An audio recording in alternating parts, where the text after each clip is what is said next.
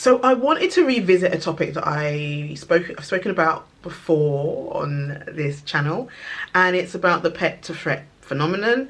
I shared a video that was quite popular, and I just wanted to revisit it because I wanted to talk about, you know, when you find yourself as the threat in an office environment as a black woman. So I guess I should kind of go back to what it is in summary, and I'll share the links to the video, so I don't want to kind of go back into the actual definition, but in summary, you are welcomed into a team, into an organization, and into a space, and you're seen as a pet. You're mentored, you know, you're encouraged because your allies see you as this amazing person and almost like a project, a pet to help shape and formulate along your career trajectory. And then suddenly, as you're rising and you're doing better and better and better, you're seen as a threat. And that's when the problems start. That's when people start to undermine you. That's when people want to erase you. That's when people want to make you shrink. That's when people start to make you question yourself. That's when you start to become invisible. When you start to hide. You're seen as a threat because you're doing, well, to some you're doing too much, but you're overriding, you're superseding, you're doing better than they expected or that they want you to do, because actually being a pet is safe, and you're almost like, it's an infantilization. You're that project. You're like, aha, see, we helped this woman, we helped this person from this marginalized community and background to do this thing and to get this job, and yay. Oh, but no, she can't get too high up on that ladder. So I guess I wanted to talk about, what can you do now? Obviously there's a to some degree you can't do anything about what they think, because it requires a lot of work from those organizations and those people, the people who are causing you to feel like a threat, or to create this environment of hostility and toxicity and all of this nasty all this nastiness, right?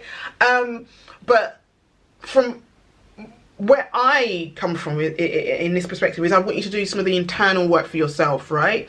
So I just want to touch on what you can do, is to make sure that you, if you are in the midst of it right now and you've not escaped, some people describe it as escaping.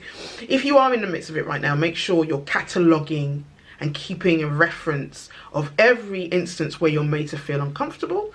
So if you need to do the next piece, whatever that might look like to you, you know, whatever that could look like to you, you have a record.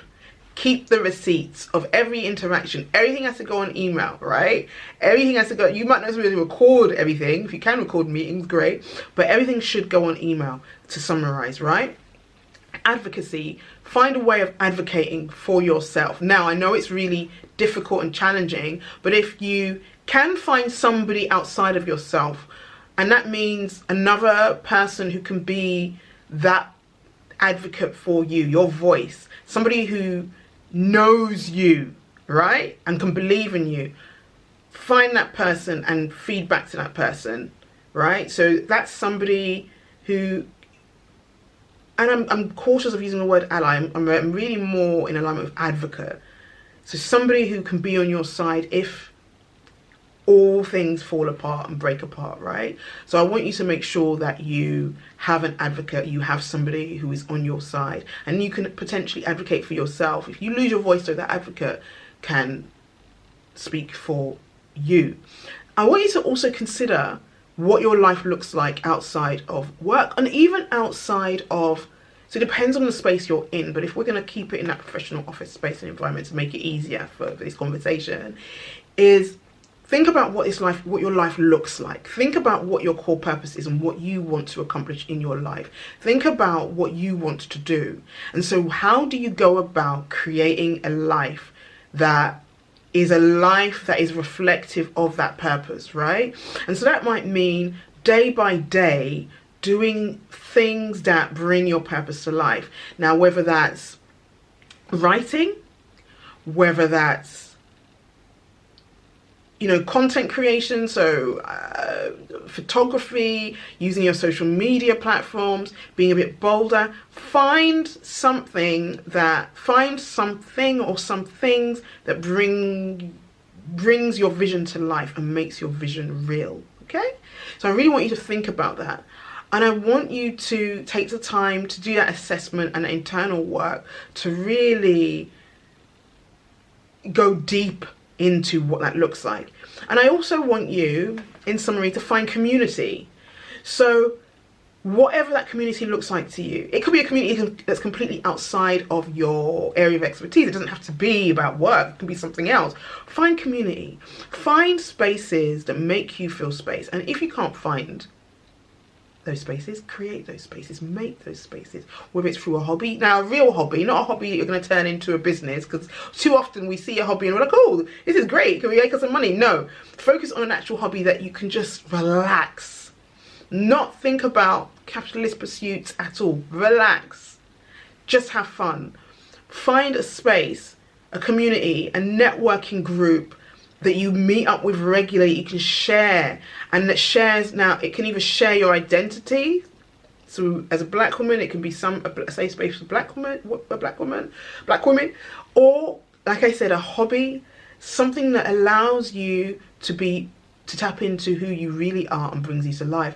And it will also enable you to have something outside of yourself to think about, so that you can think about when you do go back into work, or whatever space you find yourself in, it reinvigorates you and you can be whole in yourself. And then finally, what I really, really, really want you to do is I want you to remember that it's not you, it's them. So anybody who's making you feel like you're a threat, anybody who's threatened by you, it's them. That does not mean that you should now dim your light or reduce yourself or shrink in order to thrive and succeed. You're not going to be able to thrive and succeed if you shrink. So I really want you to do the work. It might mean getting a coach, it might mean getting a counselor, a therapist, keep watching my videos, whatever it is, read books, journal, whatever it is, pray, whatever it is, meditate, find it and hone in on that and focus on that. And remember that it's not about you shrinking. It's not you,